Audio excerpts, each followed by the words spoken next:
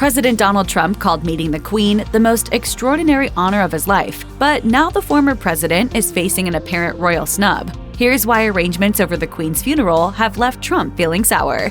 The formalities surrounding Queen Elizabeth II's funeral began on September 12, 2022, when the hearse carrying her coffin began its descent down south for the proceedings. Scheduled to take place on September 19, 2022, the official funeral will be held at Westminster Abbey. Before it begins, the Queen will rest in Westminster Hall, where people can come and pay their respects to her before she is moved to St. George's Chapel at Windsor Castle for the committal service. The service will be televised, meaning the public can attend the service through their screens. But who is invited to be there in person? While the service can hold 2,000 people, only certain important figures are invited to attend. The entire royal family will be there, including William, Prince of Wales, and Catherine, the newly appointed Princess of Wales. Harry, the Duke of Sussex, and Meghan, the Duchess of Sussex, will also be there. Other than the family, heads of state, prime ministers, presidents, and important international figures are also invited. In the past, former President Donald Trump has expressed praise for the Queen, leaving many to wonder if he is on the guest list.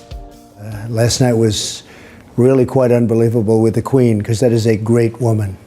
Donald Trump first met Queen Elizabeth in 2019 while he was president, and since then, he has expressed high approval of the Queen. After her passing, he took to social media to honor her, saying, "Queen Elizabeth's historic and remarkable reign left a tremendous legacy of peace and prosperity for Great Britain."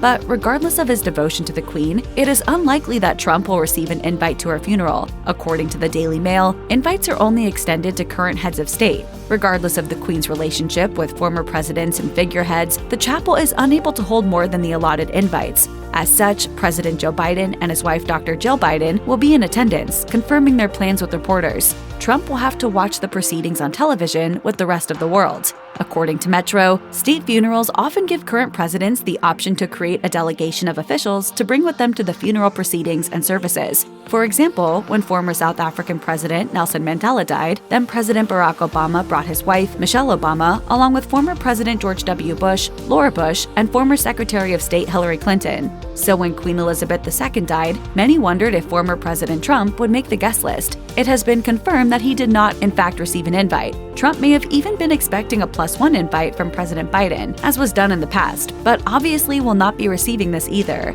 According to Politico, the funeral is going to be so packed with people that Westminster Abbey is physically unable to hold more than one representative from each country and their spouse.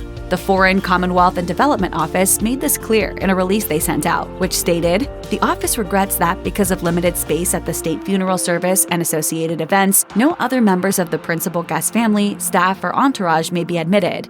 After learning that Donald Trump would not be getting a personal invite for Queen Elizabeth's funeral service, his team spoke out, urging President Biden to extend an invite. When speaking with the Daily Beast, a senior Trump advisor said, "Biden should include Trump the way Obama was included with Mandela. With the guidelines in place, President Biden would not be able to extend an invite to Trump even if he wanted to. Still, it seems as though Trump and his team are trying hard to get that coveted invite." On Trump's social media platform, Truth Social, the former president posted that meeting the Queen was, quote, "the most extraordinary honor of my life," alongside an array of different images of the two together during his presidential trip. With the rules in place, even his nice words aren't likely to change the precedent created by the Foreign, Commonwealth, and Development Office.